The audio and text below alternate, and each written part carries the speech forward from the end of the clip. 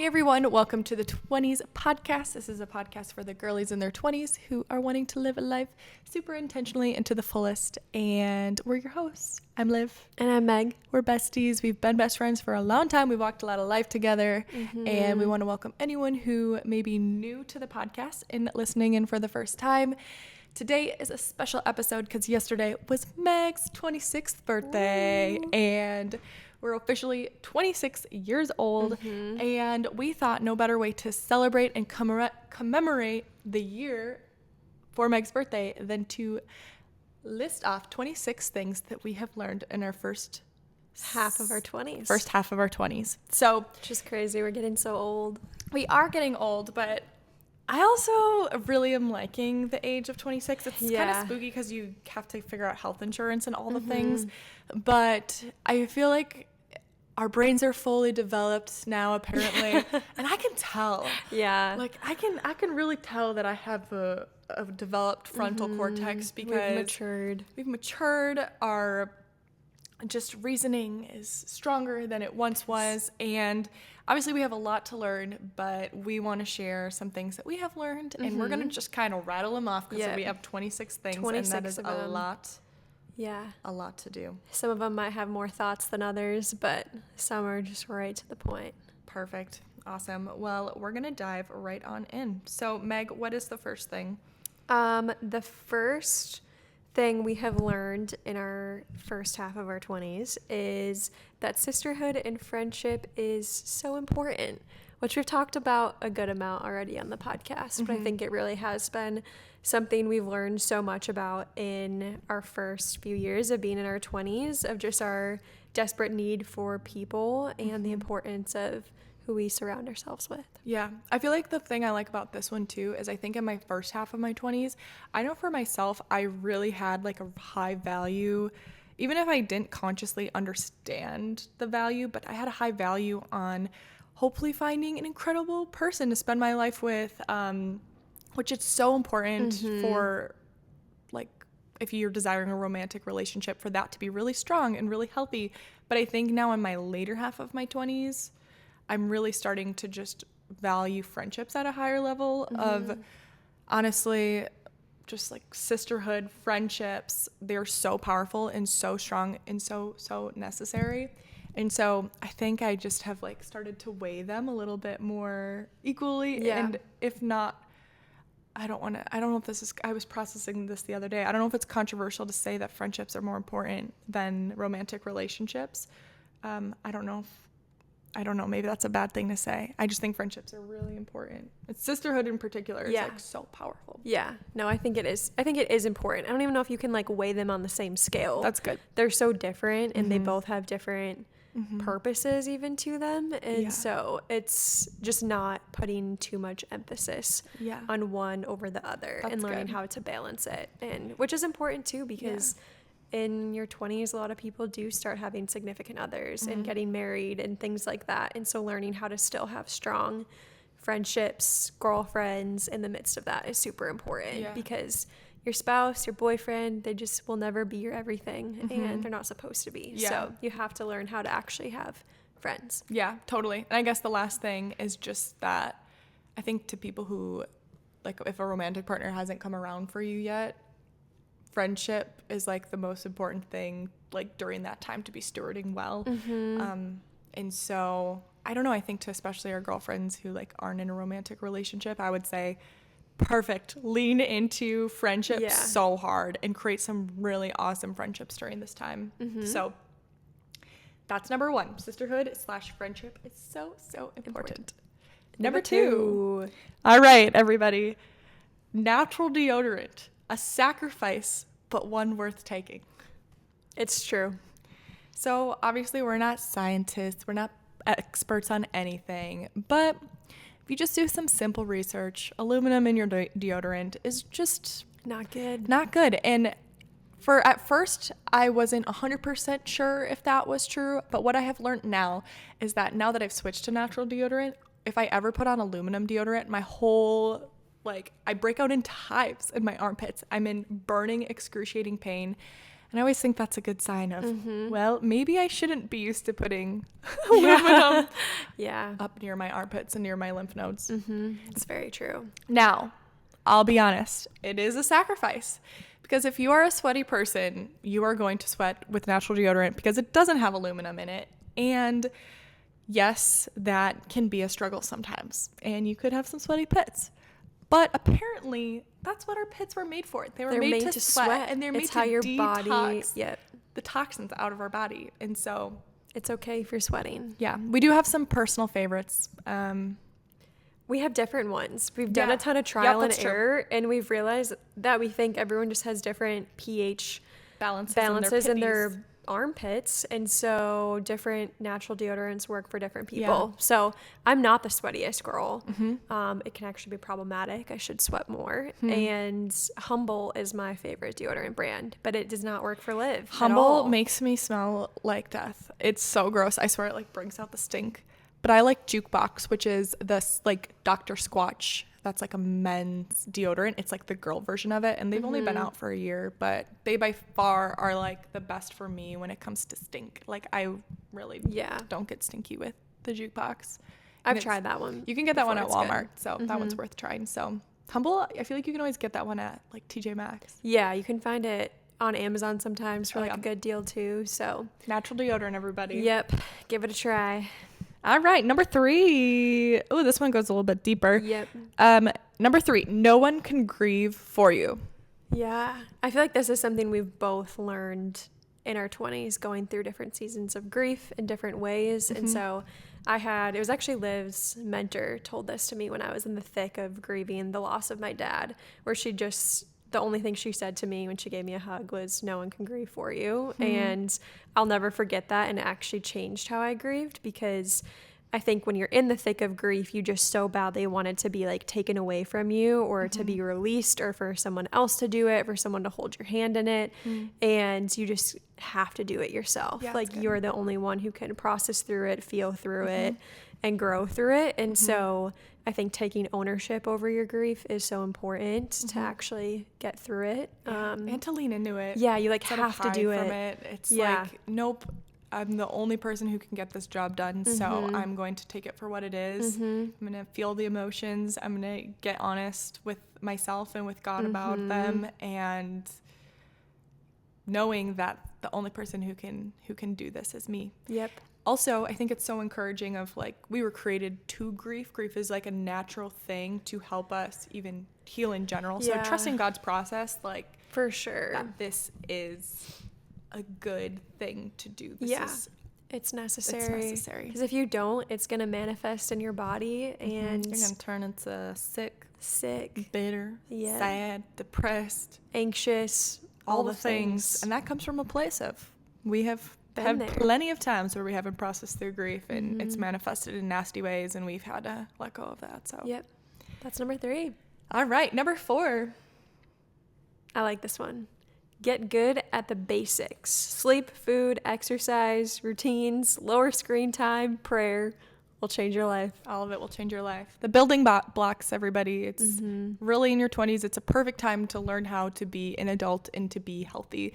And we have learned that it really isn't that complicated. And if we put the first things first, the most basic things, everything else will more fall in line. So I feel like for myself, I can like know how I'm doing in life when I look at what I'm eating, how I'm sleeping, how much time I'm spending on my phone.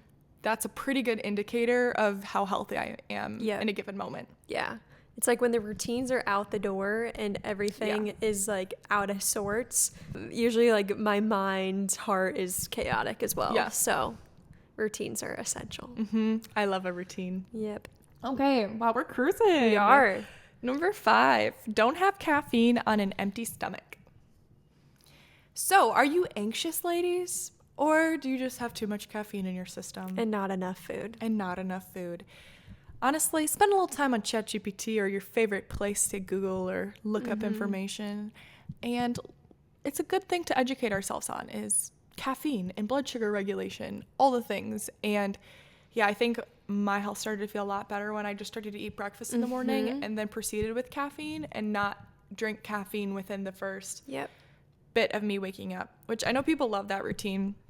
Obviously, I'm not going to tell you that you shouldn't do that. I'm not an expert, but I can speak on behalf of myself that my energy levels feel so much more sustained in my day when I start with breakfast and I proceed with coffee and I allow my natural like hormones and caffeine to wake me up in the morning and to keep me awake. So yeah, I swear 80% of my anxiety in my early 20s was because of drinking caffeine on an empty stomach, not eating enough food, and when I was eating food, it not having enough like protein or fat, so I was just spiking my blood sugar, and it was like, oh, I'm not actually anxious.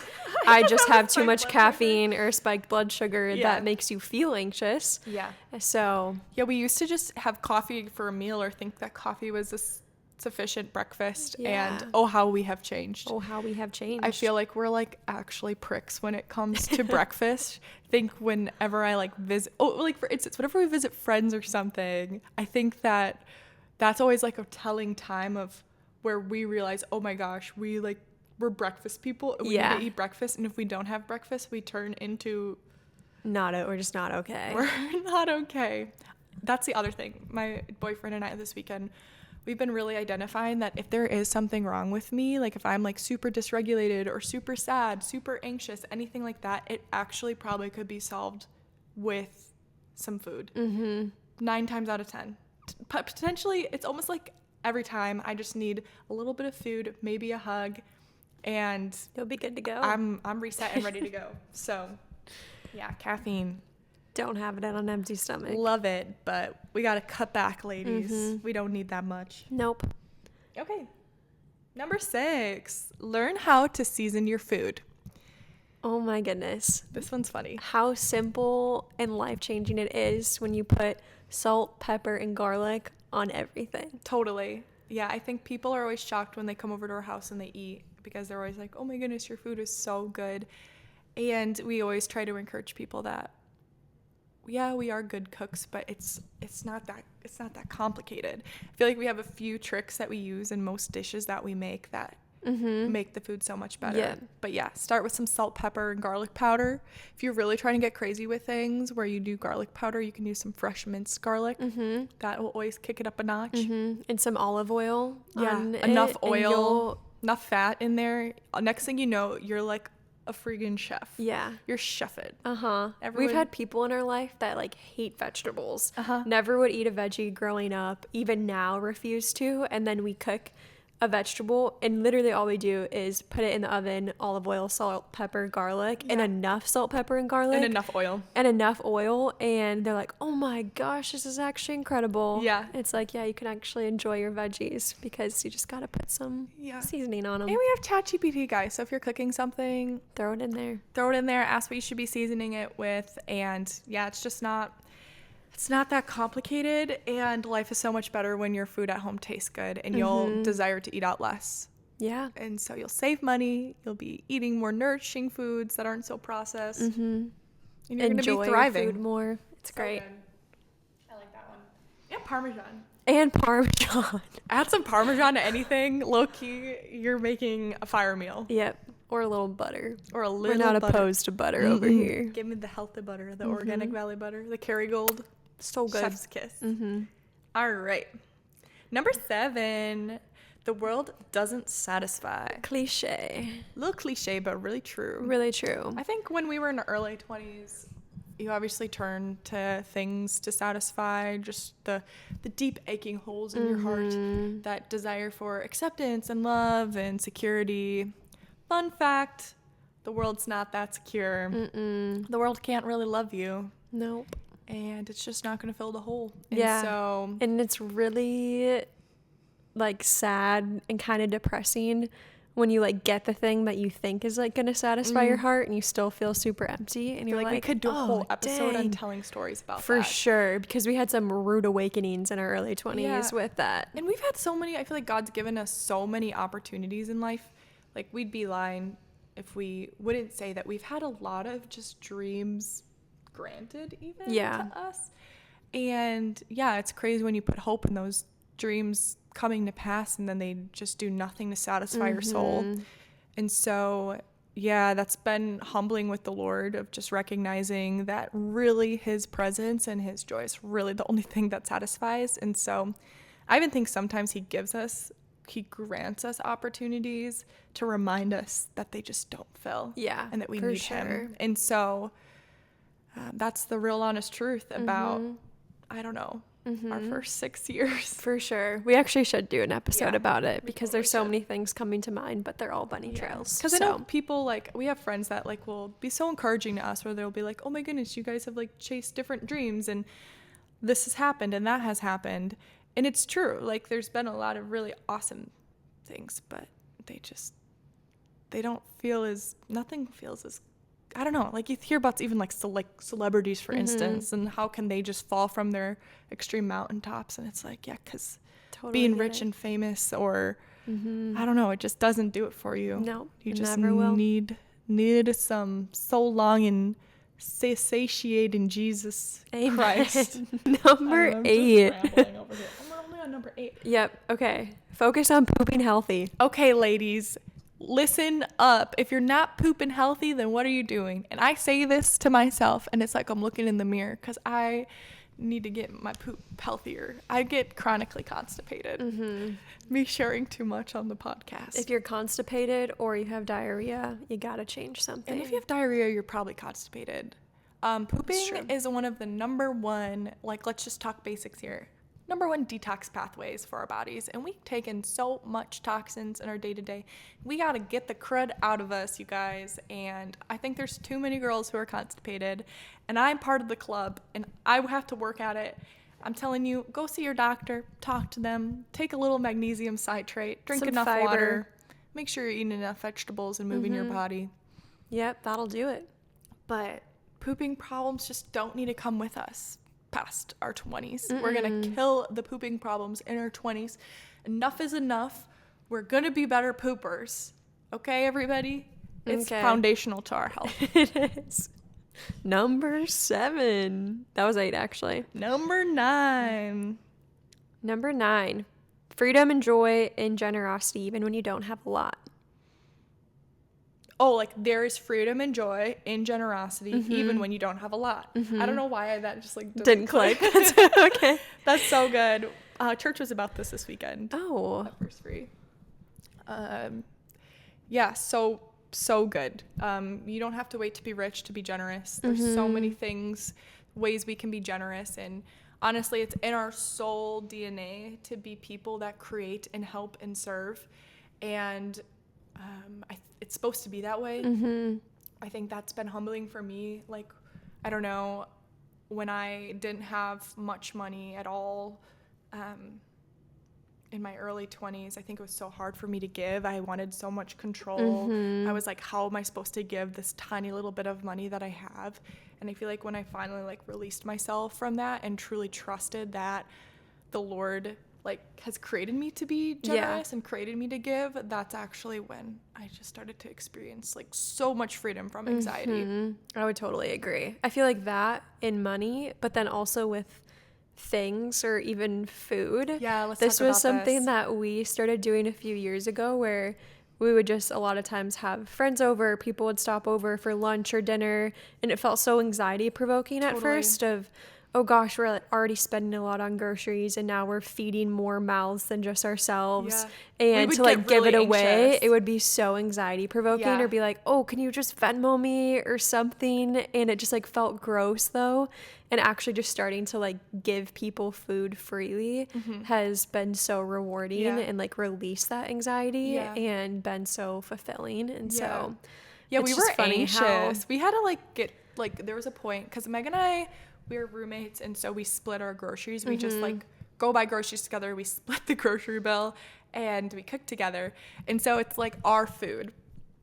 And we would get really worked up. And it's crazy how much better life is. It's so much better. And we have always what we need. And obviously that's just like maybe an example of like in our life, a way that God like led us to be generous, and how much like now it's one of our favorite things to do. And people look forward to like coming and eating with us, and it's just an easy way for us to minister and love people.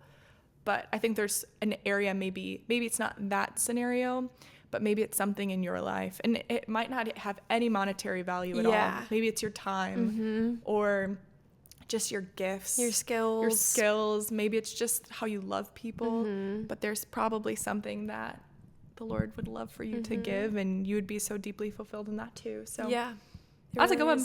Yeah. Okay, next one, number 10. Beautiful lives have to be created.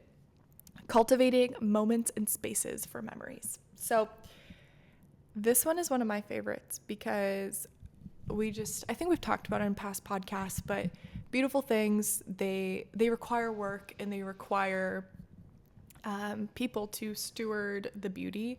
And so I think we all really desire beautiful lives and beautiful spaces, beautiful relationships, beautiful things. And if we're not actively like co-laboring to create that, we'll never get there. So beauty is very active. It's not a passive thing. And so that's so good. So if you want a beautiful life, go chase it, create it, dream about it, take steps in that direction. Listen to our episode about romanticizing your life. We deep dived into it a bit more. Yeah. But that's so good. Okay, this one's funny. Number 11. This one's a controversial. We have to be a little controversial, right? You know, and it's okay. People can like tell us that they don't agree with us, and that's okay. We're also open. We're not like closed-minded people. Yeah. But we're gonna speak on behalf of our experience. For number 11, EMFs F you up. Okay, let's define what an EMF is. What if it doesn't even stand for? I don't know. I think it's like electromagnetic field. See, we sound, honestly, don't listen to us. Do your own research. Yeah, do your own research. We can do the research and understand it, but then the explanation of it is a little tougher. And we're not out here trying to influence anybody, like telling people how to live their lives. Absolutely not. But there's a lot of research that's been done about electromagnetic fields. And I'm going to be the first to say that I was the biggest skeptic. Basically, our phones, our routers, Wi-Fi, Bluetooth. There's all these magnetic fields in the air, or whatever they're called. I don't exactly even know. With that being said, are we going to ever be able to fully avoid them? No. Do we ever come under fear and become psycho crazy because of them? No. We do not do that. We are secure and sound, and we do not fear because the Lord does not give us any bit of fear. And we don't become crazy. People are so crazy about things, and it's like, don't do that. You just aren't going to be able to control it. And so, but what can you do to support your body because of it? So, guys, this is a crazy story, but, you know, we started hearing all this la-di-da-di-da. We have a lot of people in our life who are ridiculously educated and intelligent about these sorts of things. And they were like, hey, guys, you should try getting a grounding sheet. And EMF blockers. And we were like, yeah, that seems kind of silly, like a scam. That's kind of crazy. Well, you know, I didn't get the grounding sheets at first because I was like, bro, I sleep like a queen. Why do I need to do this? And then I watched my friend, Miss Meg. She said, I'm going to take the plunge. I'm going to do it. I said, respect, queen. You do you.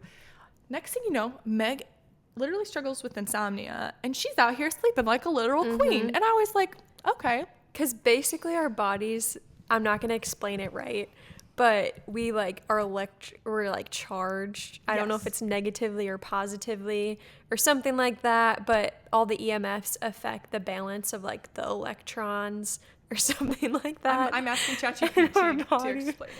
And so it can like cause a bunch of different things when you're not like neutralized. So the grounding sheets help like neutralize your body back to the state. And so basically I got these grounding sheets. I wasn't sleeping, and I felt glued to my bed for the first week of using them. Which they say this happens because your body is getting neutralized again, I guess.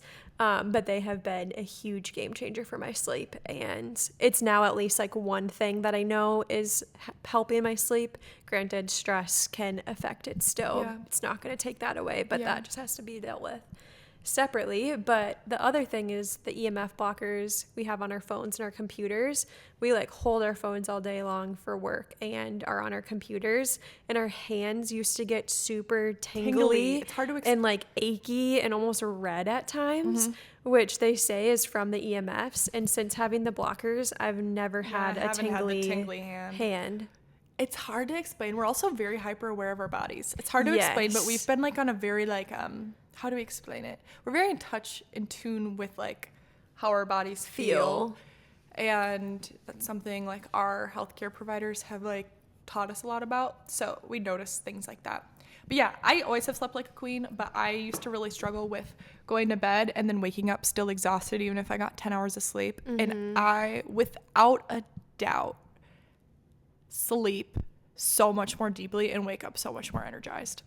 Yeah. And we've watched so many people have their sleep get improved. Yeah. I don't know, guys. It's a little crazy. You assume your own risk, but we're going to speak on behalf of ourselves and say it's worth looking into. Yeah. It's really a low investment in the grand scheme of it all. It's not that bad. Anyways.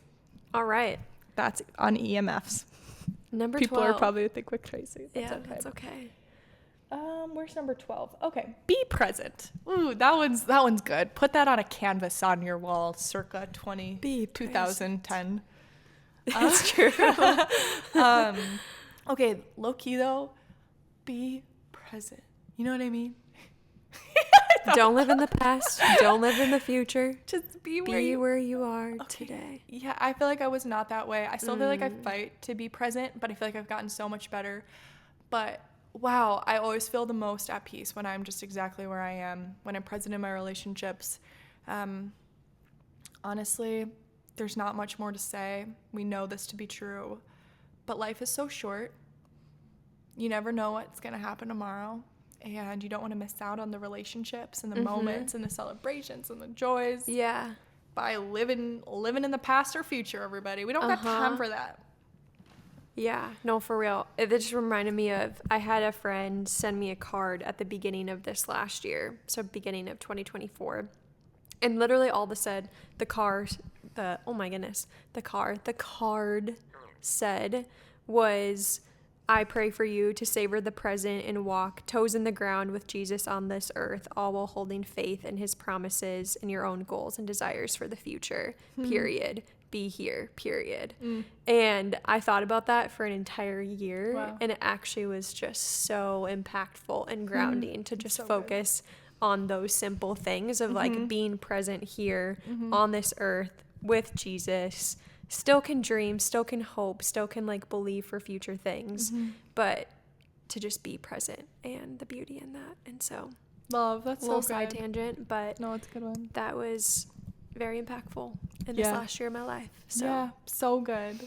Yeah, be present. Okay, number 13, learn how to identify when you are believing lies. Yeah, man. The enemy comes to kill, steal, destroy, lie. He's a big fat liar. And big fat liar. The things that who you've been created to be, like who you are, like it's like, Meg, you are this, you're like, that was actually an awful example. But like whatever you've been created to be, probably the lies you believe about yourself are like the exact opposite of that. And it's not tricky. And so, there's honestly about 2 root lies that I go back to for all of my like anxiety, insecurity, fear, and they're basically the root of everything. And so I've had to do a lot of work to like hash those up, heal with the Lord with them. I still have more healing. Like I know he has more healing for me, but it's really nice to like notice the pattern of, oh my gosh, I believe that I am this in this situation, and realize, do you want to know what? This isn't like this like crazy new thing. This is a pattern that I can have, and it helps me to like fight through it a lot better and like release some of the anxiety and weight from it. Yeah, because I think so much fear and anxiety and self-doubt is just rooted in lies. And to even identify the lies, you have to know it's true, though. Yeah, you have to have something that actually grounds you in truth. And so for us, that's the Bible and who God says we are and who he is and just like the purposes of life. But if you don't have even truth to stand on, you're never even going to be able to fight through what are lies, because you won't know what they are. You won't even know. You won't even know. Identify the lies and fight them like crazy girls, crazy warrior girls. Mm-hmm. That's good. I feel a little cracked out right now, actually. I like feel like, okay, we just talked about caffeine. Yeah. We ate breakfast, but I got a shaken espresso this morning at our like girls' little breakfast thing, and I like feel it in my face, where I feel like kind of crazy right now, where I could use my eyes are like, I know we could use some food, and I'm like feel like I'm not like we're talking about all these things. Be present. I am present right now. I really am. Yeah. But at the same time, when you have caffeine like dictating your heart rate, it's like, oh my gosh, I feel so squirrely girl right now. Number 14. You'll never regret a road trip. Dang, this sounds like we're kind of sound like millennials. We do. Oh no. It was hard. It was hard to come up with like short things. Yeah. Without it being so cliche. Okay, so we've never regretted a road trip, and you'll never regret a road trip either. Go get out of town. Go leave. It doesn't have to be expensive. Even if it's for a night. Literally, some of the most like healing things for me has been like leaving town for one night, going camping, get outside. You'll never regret the road trip. Unless you're with people that drive you crazy. That's true. You got to know who you're going with. Yeah. That's crucial for road trips. Crucial. Who you're going with. We have more road trip stories another day. Number 15. Comparison is the thief of joy. Stop comparing yourself to everybody, okay? You are who you have been created to be. And you don't need to be like anybody else other than you. And I hope that the last 4 years of my 20s is really leaning into that even more, because why would I want to be anybody else other than Miss Liv? And so it literally steals your joy. It does. It says it in the word of God. God literally told us it's going to steal our joy. And we don't have time to steal our joy. Envy rots your bones. Envy rots everything. And it does feel that way. It feels disgusting. So stop comparing yourself and just start learning who the heck the Lord created you to be. Amen. I don't need to say anything else to that. Next, trust your gut and learn how to hear God's voice. Ooh. So we believe in God, and we believe that he still speaks. And we believe that because the word of God says that he still speaks. And he has spoken to us, not with an audible voice, but in some pretty crazy, awesome ways. And honestly, I think one of the best ways to start learning how to hear God's voice is not necessarily trusting your gut, but starting to recognize that if you believe in Jesus Christ, Holy Spirit literally lives and dwells within inside you and has the ability to lead you. So obviously we need to be very discerning, and we need to make sure that what we are discerning through lines up with the word of God, and it is biblical, and it is true, and it is good, and it is holy. But he also gives us so much power here on this side of heaven that we don't tap into, and we get to as people who do believe in Jesus. And so if you want to learn how to hear God's voice more, what would be like something that you would recommend people doing? Gosh, that's a good question. I think it really does just start with the basics of getting in the word, actually reading the Bible and praying and pausing and giving space for God to speak to you. And it's not going to be an audible voice, but even just like giving space to like hear thoughts that come to your head that kind of like come out of the blue, and you're like, oh, I wouldn't have thought of that or even felt that, or that sort of thing. But he does just speak through his word too. Like that is his voice, that is his truth. I think we can ask God just to speak to us too, like be open to it. So pray and ask God, speak to me, and then be open to what that could look like. It could look like so many things, and spend time where God is. So that doesn't mean just in a church building, but it's like spending time with people who are also filled with the Holy Spirit. Spend time in places that are of light. Like it could be just like a coffee shop where people are connecting and like love is dwelling, or I don't know, just like spend time where God is. And whether that's in his word or in rooms or spaces or places or with people that love God. And be expectant that he's going to speak to you. Yeah, because he wants to. And so I think it's been a huge blessing to our 20s is earlier in our 20s, probably when we were like 22, 23, is when we grew just a ton with the Lord. And seeing the difference in like the first few years of our 20s versus the last few years, and just trusting the Lord's leadership over our lives and seeking him in all of our decisions, big and small, how that has made just the biggest impact in like our peace and security, just knowing that we do have a good, loving Father who is guiding us and leading us, and that we can trust in and not have to figure out everything ourselves. And so it's just been a huge blessing. So Slay. Okay. Hearing God's voice, that's a big one. Next, embrace your natural hair. Yeah. Let's talk about it. This has been the last like 6 months maybe for us, as we both have, maybe a little bit longer than that, on and off throughout the years. We both have curly hair or wavy hair. And I know for me, I always hated my natural hair growing up. And I was like, it's so ugly. I would straighten it every day, absolutely destroy it with a straightener, curling iron. And this has been the year of embracing my natural hair. And I have worn it natural almost every day of the week this year, which is crazy. So awesome. I never have before.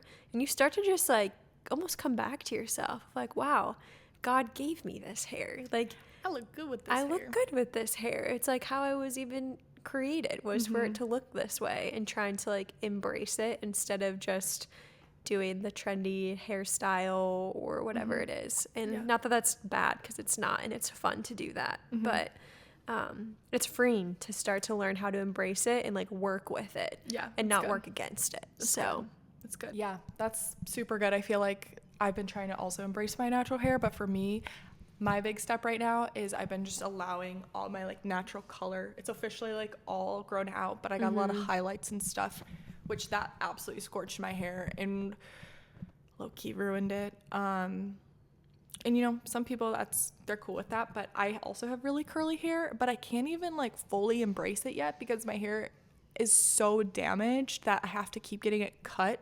And so I'm just trying to not put so much heat on it, try to just actually like nourish it better. And so, yeah, it does feel so good where I look at myself and I'm like, it makes sense that you have the hair color that you do. I really like that hair color. Yeah. And you know, someday we're going to be going gray. And honestly, I'm all about embracing the gray. But right now I don't have any gray. And so I'm going to start embracing my natural hair color while I got it. That's know? good. Yeah. So that's so fair. Anyways, moving forward. Number 18, find older, wiser people to walk with you. It's good. All the wise women in my life, they carry me through some days. They've walked a lot with the Lord. They've seen a lot of things. And I don't know where I'd be without them. We just have a lot to learn in our 20s. Yeah. And it's good to sit in a place of just humility and teachability and be able to receive and learn from other people's experiences in life. And if you don't have an old wise woman in your life, I pray you find one. Pray for one. Pray like for actually, one. Yeah, we had to like pray for one. Yeah, and it can take time, but they're out there and you might have to pursue them yourselves. But if you see a cute little granny at church, go introduce yourself. Yeah. And just like big sisters too. Yeah. People who are just a few years ahead of you. It's like the best to just walk with them and learn from them. So for sure. Find an old wise woman. All right, number 19. Share your 2%. Yeah. This came from there's this conference called Passion Conference that happens every year. And Jenny Allen is a speaker, and she spoke on this a few years ago. And it was just the whole idea of living life in the light and what can happen when you live in darkness or live a hidden life or just keep things so internalized, and just like the power that the enemy can have over you when you live in the dark or like keep like past like secrets or whatever it is, just like shame. So yeah, it keeps you bound with shame. We all have stuff that everyone has stuff. And so something that we did a few years ago after listening to this sermon basically was write down our 2%. And your 2% is basically the things that you thought you would go to the grave with, that you never wanted to tell anybody, and you're like bound in shame over or fear of like, what if someone finds this out? Like, they're going to think of me different. Because I think the enemy just wants you to be stuck in like lies that you're not going to be loved. You're not going to be whatever it is, if somebody knew about these things. And granted, the world doesn't need to know about them, but there's something so powerful about speaking them out loud to a safe, trusted person. Yeah, safe and trusted is important. Yes, like meet you with genuine love and grace. And so it's something Liv and I did a few years ago, like wrote down our things, stood with our papers, hands shaking, literally sobbing, saying them out loud, and it actually, I feel like, changed my life. Yeah, like, it totally set me free in a million ways. Like, yeah. Where we're like, oh my gosh, Meg, I could tell anything to Meg, and she's going to meet me with an abundance of grace, love. Now I tell her everything. Yeah. And I don't let my life get dark like that anymore. And it's freeing. It's so freeing. So find a safe person. Yeah. And you don't need to live in the dark. That's good. Good one. All right, number 20, filter your water. The Brita isn't going to cut it. Another controversial one. Sorry, girlies, if you have a Brita, guys, it's just not really doing anything. Obviously, we live in America and we're ridiculously privileged. So let's just start there. There's a lot of people who have awful water access and can't even drink anything. And that is totally different. We are speaking to people who have clean, safe water. With that being said, just look at your local water report. I'm not going to call out where we live, and someone's going to probably come for me. But just the water report they send in the mail, like, you probably have been hearing stuff about PFAS, probably. PFAs, it's like forever chemicals. There's been a lot of companies that have been sued for it recently, like big companies. And the PFAS in our water, like where we live, are completely maxed out on our like rating scale. Yeah. And they are in most places. Like, there's just a lot of junk in our water, even though it's filtered and treated. It's obviously safe. You're not going to get sick off the water. We're not saying that. No one be coming for us thinking that we're like, oh my gosh, the water's evil. No, it's not. It's not evil. Once again, we don't get fearful. No. But if you are wanting to take some steps to help better your health, if you're someone who's chronically sick or has some underlying health concerns that just don't seem to go away, one of the best things that we feel like we do and feels like, oh wow, there's been like a lot of just change when we did this, is start filtering our water. And yeah, you can use a Brita. That's like obviously what everyone has. But Brita doesn't filter out forever chemicals. So, and a lot of other things. So they filter out like some of the major nasty minerals, but we live Clearly Filtered. That's a brand we like. There's so many though. So honestly, just do your own research. Find a water filter that actually filters water. And you won't regret it. Your water tastes a million times better too. Which it kind of stinks because then it sucks all the minerals out of your water, which also can be a problem. So some water filters come with like the ability to not filter out the good minerals.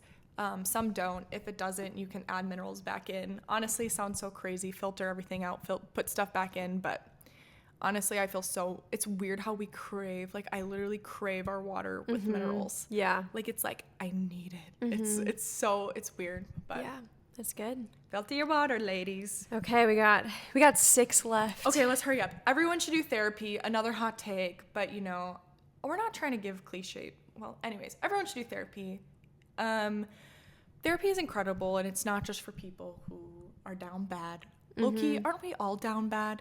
We're all broken. We're all broken, and we all just need help with healing. And we're just speaking on behalf of ourselves that therapy has been literally so unbelievably helpful with identifying our lies that we believe, identifying our traumas, working through them, healing from them. And there's a lot of good free therapy access for people. So obviously I think that's the biggest barrier for people is the cost of it, because it could be really expensive. But honestly, if you're like really determined to go into therapy and ready, you want to heal in that way, I bet you could find somebody or some sort of program for sure through something that's free or usually if you're in school has free therapy. Your insurance might cover insurance, therapy. Otherwise, local churches usually offer. Sometimes there's therapy. Other local organizations, so there's a lot. And it isn't, I think this is something we've learned, that the healing isn't just for you. It actually is going to impact the people around you tremendously, and your future families, future kids. Like, it's just, it's so beneficial. It's low key, I feel like it's more beneficial to the other people. And based off of how I can project my trauma, I think it's more beneficial for others than it is myself. Low key. I don't know. It's great for everybody. It is. Okay. 22.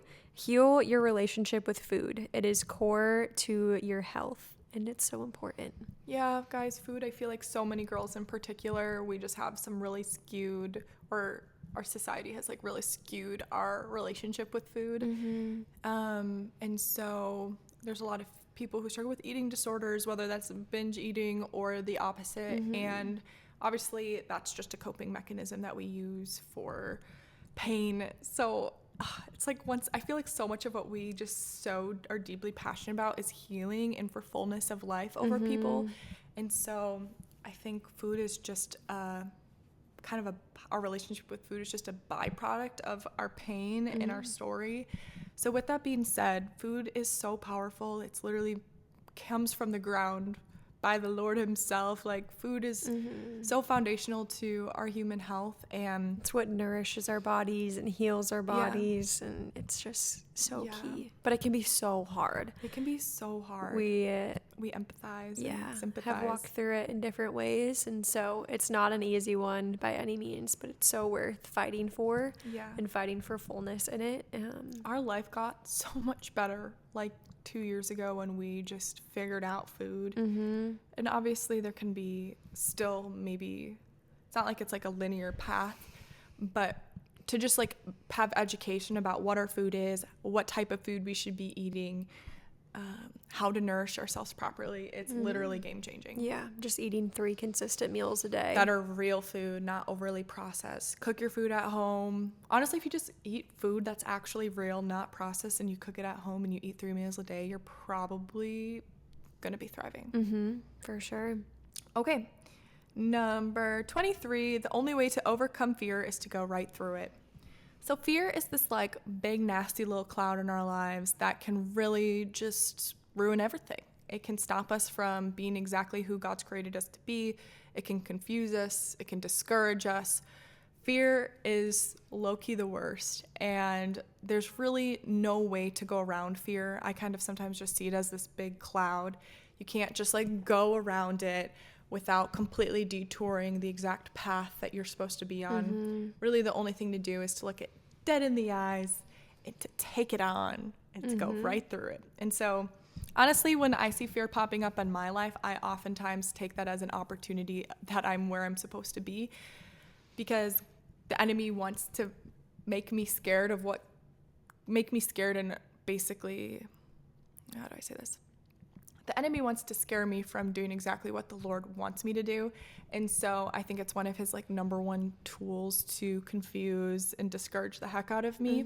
So when I see fear, I'm like, I bet what God has for me is on the other side. And I'm not going to waste any time, and I'm just going to go through it. And so I don't do it perfectly by any means, but I feel like we've gotten really good at recognizing it and like putting in the reps and seeing the fear and just addressing it and embracing it. Otherwise it'll consume you. It's just the thing that you'll get stuck in, and it'll just plague your life and kind of make you miserable. Yeah. In the Bible, it talks about how God's perfect love drowns out all fear. And so literally the presence of God is the antidote to fear. Love is the antidote to fear. And so I love that, because it's oftentimes just having your eyes fixed on God in whatever situation you're in, and just plowing straight through it is what we're supposed to do when the fear consumes. We're a fearful generation too. Yeah. I think fear manifests in different ways over every generation, but there's a lot of fear. You can fear a lot of things. For sure. So yeah, go right through it. Okay. 24. Learn how to make treats that aren't filled with so much sugar. Well, we do so much stuff on health. Yeah. But this one I think is a big one, because we love treats, and we love treats. We love celebrating. We love the delight of it, and how happy they make us. But treats actually can F a girl up. You know what I mean? And so sugar is low-key the worst. Like, at least for me, I feel like I have been just sick off sugar my whole life. As much as I love sugar, it is like low-key a drug. It's so addictive. And so we have learned how to make treats that aren't filled with so much sugar, and we use sugars like honey and maple syrup and coconut sugar because they don't spike your blood sugar as much, and they don't affect your gut and just like your overall digestion process as much as highly processed sugars. There's so much highly processed sugar here in America. Yeah, and there's some phenomenal desserts out there. Holy crud. That don't have a lot of sugar in them. And once you start to cut back on the sugar, you won't even like it anymore. Yeah, and you'll start like liking apples, and you'll be like, oh my gosh, this apple is a delicious treat. That's so true. But yeah, we have a lot of good treat recipes. We should have a treat episode. Little treat episode. All of our favorite treats. Oh, wait, look, actually a good idea. What if we just like make all of them and then we like tour them and then I love that. Add that to the list. Okay, number 25. Oral health is a building block to all other health.